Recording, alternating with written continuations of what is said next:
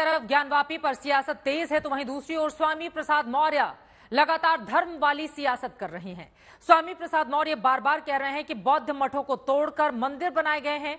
मौर्य बाकायदा किताबें दिखाते हैं और अपने बयान को सही बताने की कोशिश में लगे रहते हैं, मगर स्वामी के इस बयान से बीजेपी भड़की हुई है और समाजवादी पार्टी पर हिंदू विरोधी होने का आरोप मढ़ रही है।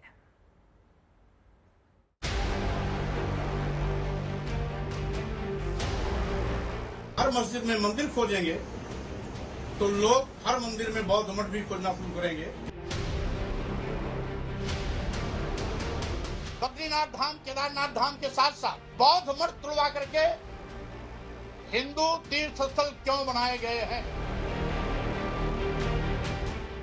क्या धर्म वाली सियासत को कई नेताओं ने चुनावी जीत का सुपरहिट फॉर्मूला मान लिया है? औरों का तो पता नहीं, लेकिन स्वामी प्रसाद मौर्य अपने सियासी सुरों से इसी फॉर्मूले को साधने की कोशिश कर रहे हैं और यही वजह है कि प्राचीन हिंदू मंदिरों को लेकर वो लगातार बयानबाजी कर रहे हैं। बीजेपी के तीखे विरोध और आपत्ति के बावजूद स्वामी प्रसाद अपने बयान नहीं बदल रहे हैं। बार बार बौद्ध मठों को तोड़कर हिंदू मंदिर बनाने की दलील दे रहे हैं। बद्रीनाथ धाम, केदारनाथ धाम के साथ साथ अन्य दर्जनों धामों के विषय में तमाम इतिहासकारों का पक्ष भी रखा। अगर हिंदू धर्म बौद्ध धर्म एक ही है तो बौद्ध मठ तुड़वा करके हिंदू तीर्थ स्थल क्यों बनाए गए हैं? दरअसल पूरे विवाद की शुरुआत तब हुई जब स्वामी प्रसाद मौर्य ने बद्रीनाथ धाम मंदिर को बौद्ध मठ बताया। उस दौरान उत्तराखंड के मुख्यमंत्री पुष्कर सिंह धामी ने स्वामी प्रसाद मौर्य के बयान को धार्मिक भावनाओं का अपमान बताया था। तमाम ऐसे साक्ष्य हैं, विकिपीडिया भी इस बात की गवाह है कि 8वीं शताब्दी तक बद्रीनाथ धाम बौद्ध मठ था। तो अगर इस तरीके से एक एक करके मामला उखड़ेगा तो भाईचारा, आपसी सौहार्द बिगड़ेगा। जिस प्रकार से स्वामी प्रसाद मौर्य जी का बयान आया है वो बहुत दुर्भाग्यपूर्ण है और वह जिस गठबंधन के वो हिस्से हैं, ये स्वाभाविक है कि उनका बयान इस प्रकार का आना ही है, क्योंकि जो हर चीज को बांटने पर विश्वास करते हैं और तुष्टीकरण पर विश्वास करते हैं, इसलिए कोई आश्चर्य नहीं है। लेकिन उनके नाम के आगे स्वामी हैं, कम से कम उनको ऐसे बयान देने से पहले सोचना चाहिए।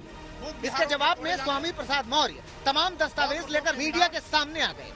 राहुल सांकृत्यायन से लेकर कई लेखकों का हवाला दिया, फिर से बद्रीनाथ मंदिर को बौद्ध मठ बताया। इसमें उन्होंने लिखा है, मूर्ति का अवलोकन कर और साथ ही साथ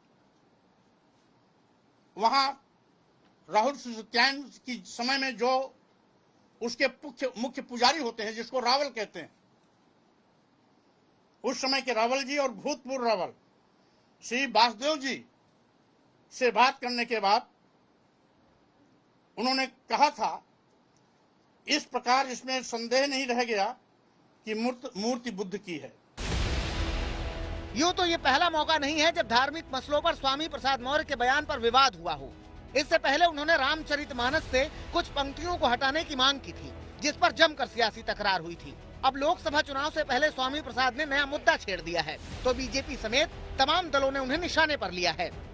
समाजवादी पार्टी अयोध्या में कार सेवकों का नरसंहार, बाद में मठ मंदिरों पर हमले, आतंकवादी हमले और उन हमलावरों के साथ खड़े रहना, ये समाजवादी पार्टी का हिंदू विरोधी चरित्र है। और इस चरित्र में बीच बीच में स्वामी प्रसाद जी के जो बयान वो आते हैं, वो कहीं ना कहीं स्पष्टता के साथ झलकते हैं।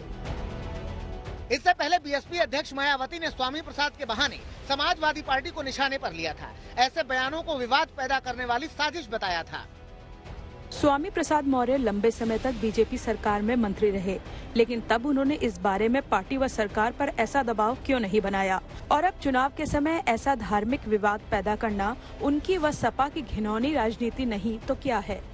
देखिए, आदरणीय स्वामी प्रसाद मौर्य, मैं इस समय ये कहूँगा वो सठिया गए और उनको इलाज की जरूरत है। ऐसे सनातन धर्म अनादिकाल से लाखों वर्ष पुराना है, ये उनको ज्ञान नहीं है, क्योंकि वो ज्ञान है भी तो बताना नहीं चाहेंगे। मैं समझता हूँ कि जहाँ देश में राजनीति, बेरोजगारी, भ्रष्टाचार, महंगाई और तमाम मुद्दों को लेकर है, इन विषयों पर चर्चा होना चाहिए, न कि धर्म की राजनीति में किसी भी नेता को कहीं उलझना चाहिए।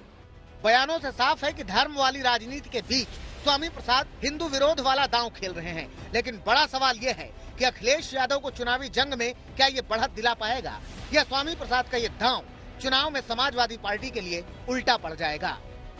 लखनऊ से संतोष शर्मा के साथ आज तक ब्यूरो।